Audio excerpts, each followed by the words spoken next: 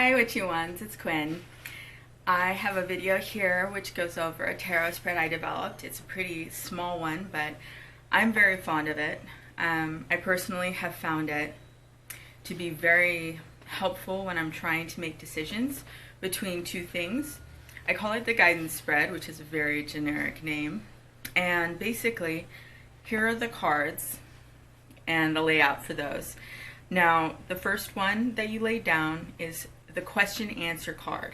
The idea behind it is you pick out a card from your tarot deck that represents the question, and if you have a sense of it, like the very best question card you can find.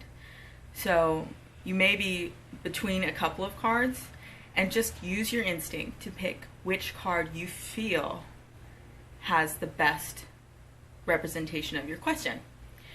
Now we're going to dig into what that could mean later.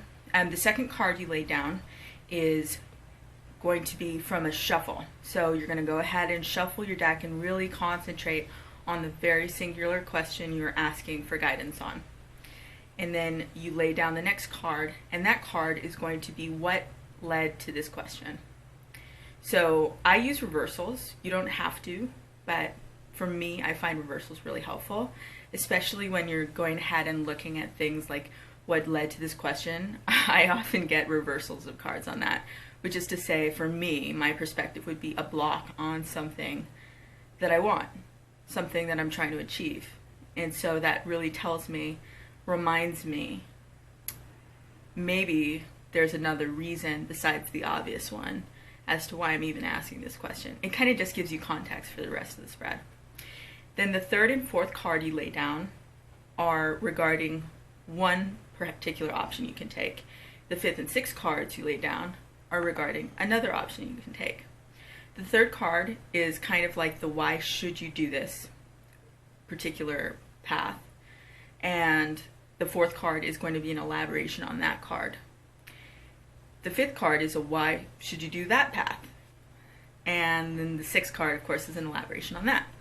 Another way you can look at it is if you have a very specific path in mind, you can take a look at it as 3 and 4 represent the should you, and 5 and 6 represent shouldn't you.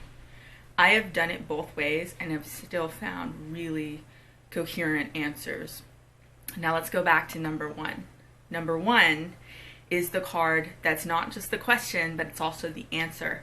And I recommend you take a look at it as you kind of cover the whole spread again and really think about how that question card you chose, you felt like it was the best card without really thinking about why. It just instinctively felt like the best card. Why does that also have the answer in it for you? And that should really tell you, based on the 3-4 answer or the 5-6 answer, which path is the right path for you to take. And I personally have been using this and love it. So I hope you have fun with it. Of course, please don't monetize this spread, without asking me. But I doubt you will. It's just a fun spread to use for your own personal guidance. And I hope you use it. All right, blessed be.